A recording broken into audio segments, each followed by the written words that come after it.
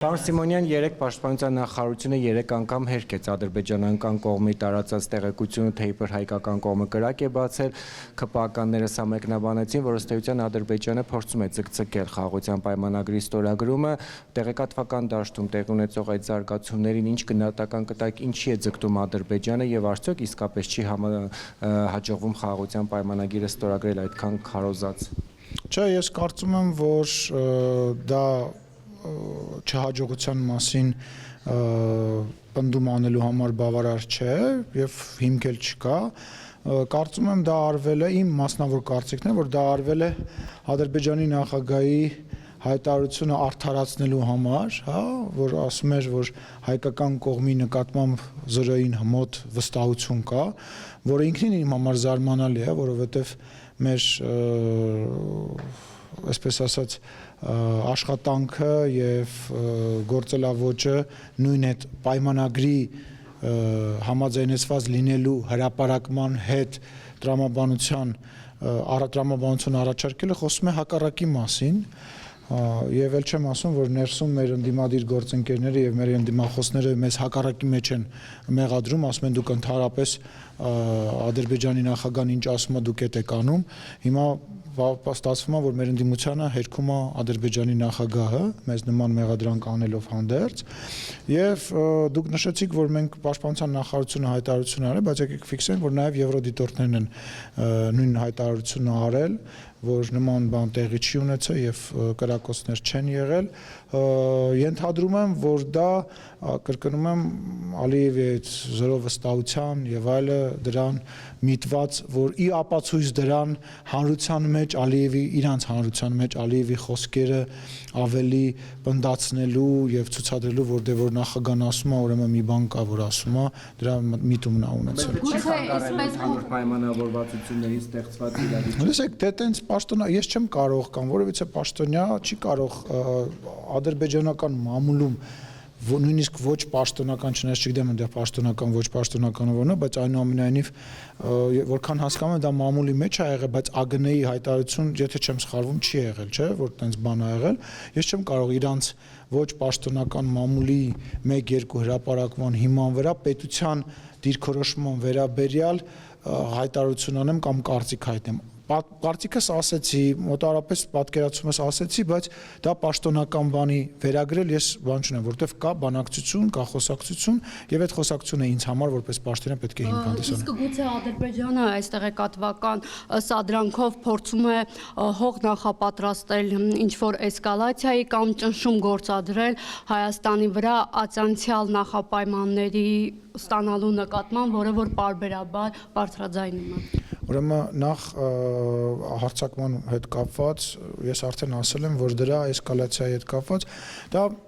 նաև այդ միտումը հաշվի առնելով, որ իրանք մշտապես այդ աշխատելավոճը կիրառել են, հա, սկզբից հայտարարել են, որ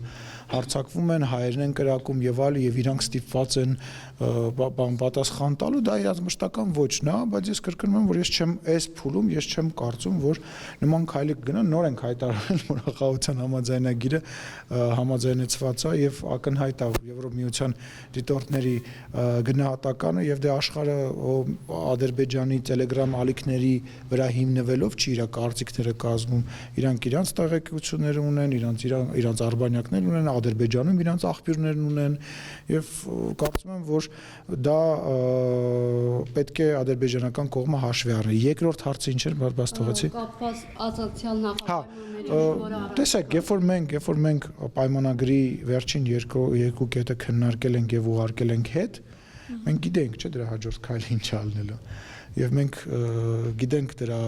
շարունակությունը, լուծումը եւ այլը որն է լինելու եւ վարչապետի հարցազրույցի մեջ նաեւ այդ դրա պատասխանը մի մասով կա, բայց երևի այդ մեծ ծավալի մեջ դա դուրս է մնացել եւ հանրության մեջ այդքան չի քննարկվել այն բոլոր մտավախությունները, որոնք որ ճակերտավոր մտավախությունները, որոնք որ Ադրբեջանը առաջ է քաշում, պայմանագրի մեջ այդ բոլոր մտավախությունների հետ կապված լուծում կա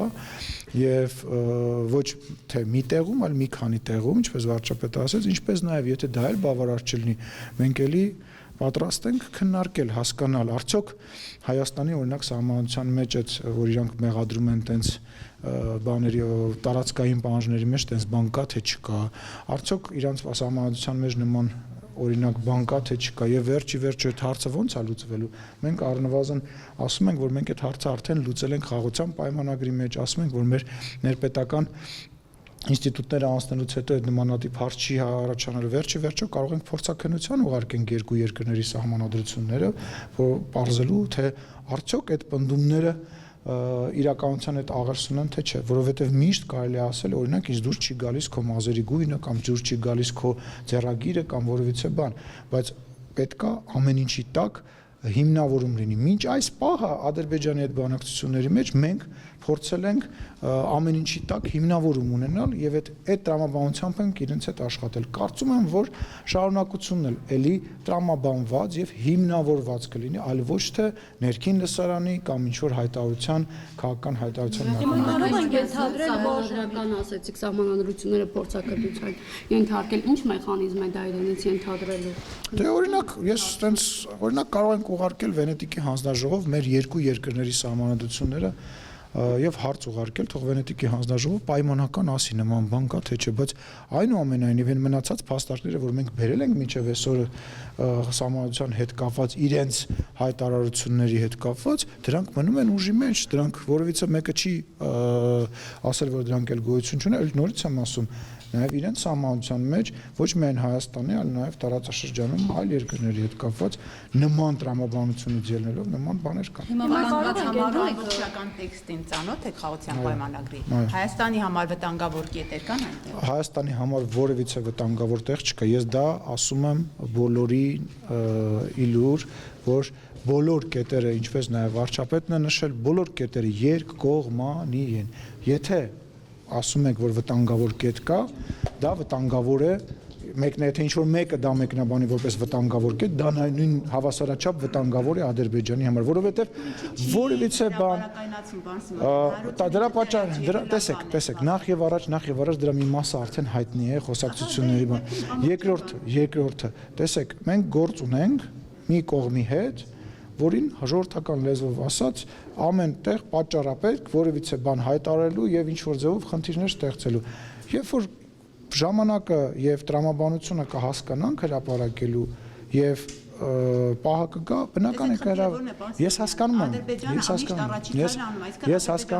տեսեք, չէ, հարցը ինչ է Ադրբեջանը կհրապարակի նոր մենք, նախ դրա մեջ որևիցե մեկի, այսպես ասած, չիները չէին գնում, հիմա ինչ որ մեկը պետք է համաձայներ, չէ, մի րոպե,